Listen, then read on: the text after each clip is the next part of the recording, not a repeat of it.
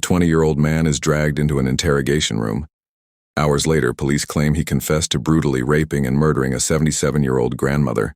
But here's the catch. His so-called confession didn't match the crime scene. No fingerprints, no DNA, yet he was sentenced to life in prison. What if I told you the real killer was out there for over 20 years?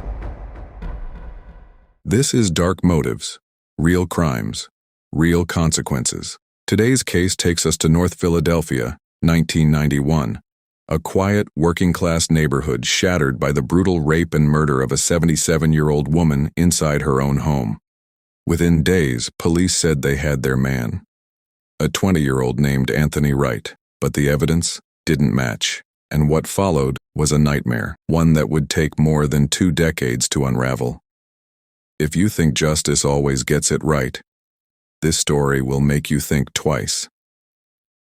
Louise Talley was 77 years old. She lived in the Nicetown Tioga section of North Philadelphia. A strong, independent woman, a grandmother, and a quiet presence in the community. Neighbors said she mostly kept to herself, friendly but private.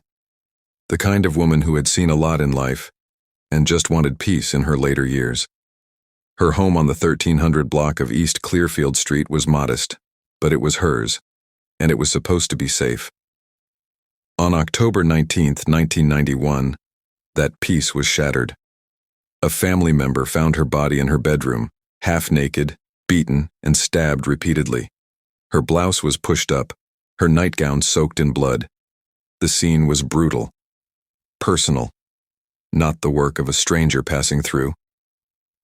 Police immediately suspected rape, and homicide detectives swarmed the area. But there were no signs of forced entry, no broken windows, no doors left ajar. Whoever had done this may have known how to get in, or worse, been let in. The community was horrified.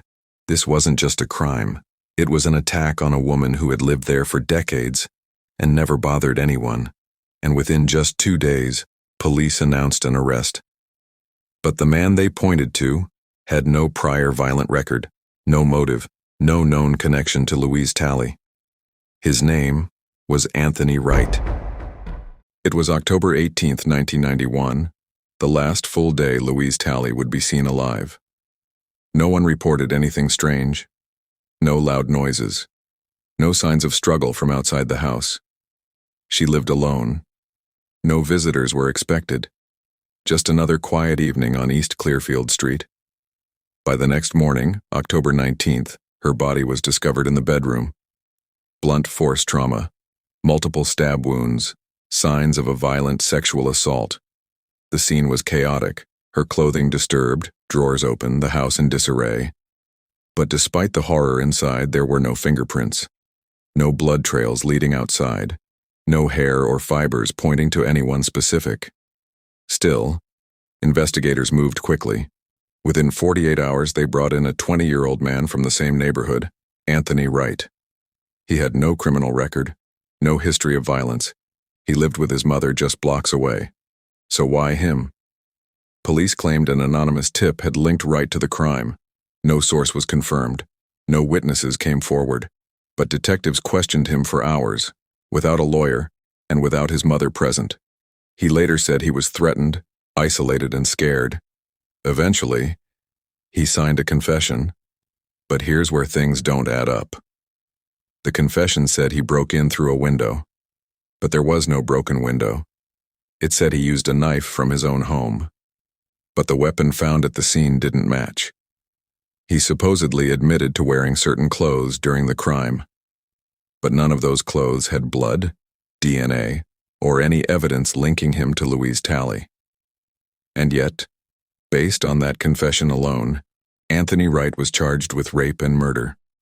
No physical evidence, no eyewitnesses, just a signed piece of paper and a community desperate for answers.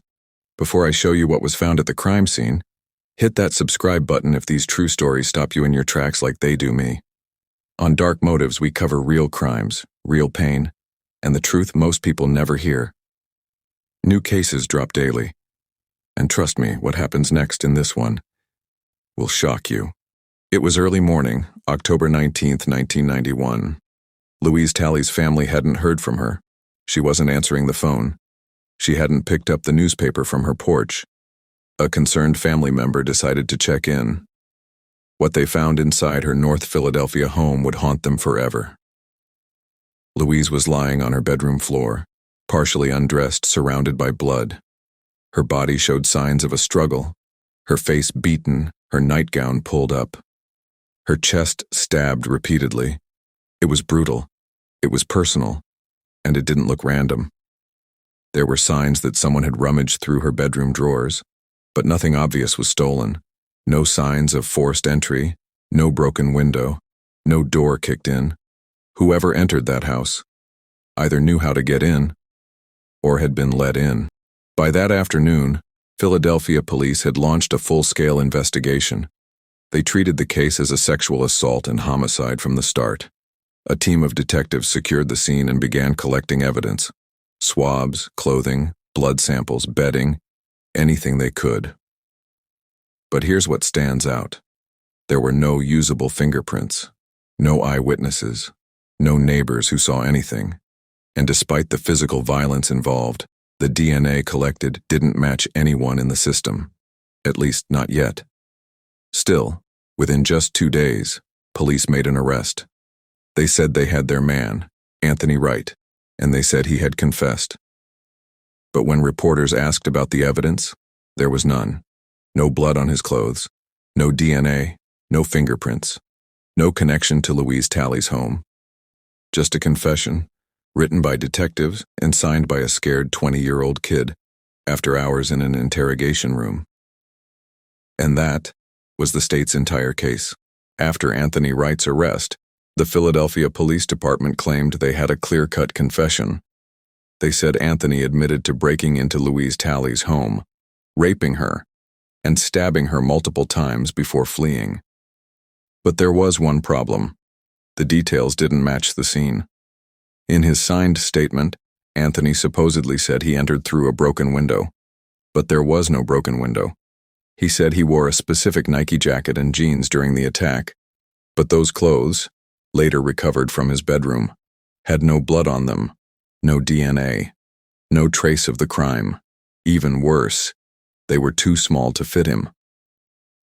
Anthony later said he never wrote that confession, that it was typed up by police and forced on him after hours of interrogation, without a lawyer, without his mother, and without any sleep. He was just 20 years old, no violent history, no motive. Yet the detective said he confessed to a crime that made headlines, and despite all the inconsistencies, the case moved forward. There was no forensic evidence tying Anthony to the murder, no fingerprints, no hair, no fibers, no eyewitnesses placing him at the scene. But back in 1991, that didn't stop the prosecution. They told the jury the confession was enough, and they believed it. Anthony Wright was convicted in 1993, sentenced to life in prison, with no chance of parole. But for the next 2 decades, he never stopped saying the same thing: "I didn't do this." In the early 2000s, the Innocence Project took on his case, and after years of fighting, they were finally granted access to test the DNA that had been collected from Louise Talley's body back in 1991. What they found changed everything. The semen and clothing fibers from the crime scene. None of it matched Anthony Wright. Instead, it pointed to another man, a man with a violent past, a man already in the system. His name was Ronald Reed. In 2014, more than 20 years after Anthony Wright was sentenced to life in prison, a single test changed everything. DNA taken from Louise Talley's clothing didn't match Anthony. In fact, it completely ruled him out. But what's more shocking is who it did match. Ronald Reed, a man already sitting in Pennsylvania State Prison, a convicted rapist with a long history of violent sexual assaults against women. Unlike Anthony, Reed had a record and a pattern. In fact, some of his past victims were elderly women just like Louise Talley. The DNA found inside Louise's body matched Ronald Reed. The clothing items taken from her bedroom also matched Ronald Reed.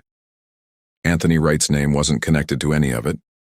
Still, prosecutors didn't drop the case. Instead, they doubled down. They told the court, yes, Reed was there, but maybe Anthony was too. A theory with no evidence, no motive, nothing to back it up. Just a desperate attempt to hold on to a conviction that never should have happened. But this time, the truth had a voice. In 2016, Anthony Wright was granted a full retrial.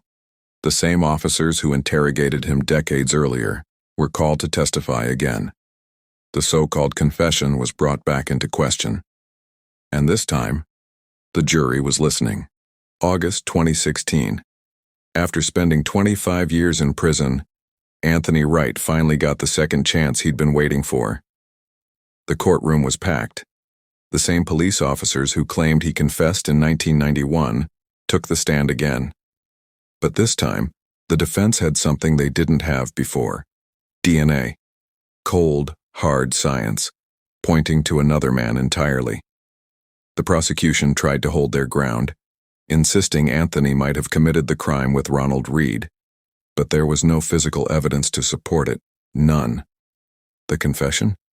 The jury didn't buy it. It was riddled with errors, like how he entered the house, what he wore, even how the crime happened. In less than 90 minutes, the jury returned with a verdict: not guilty. Anthony Wright was fully acquitted of all charges. He walked out of court that day a free man, after spending more than half his life behind bars for a crime he didn't commit.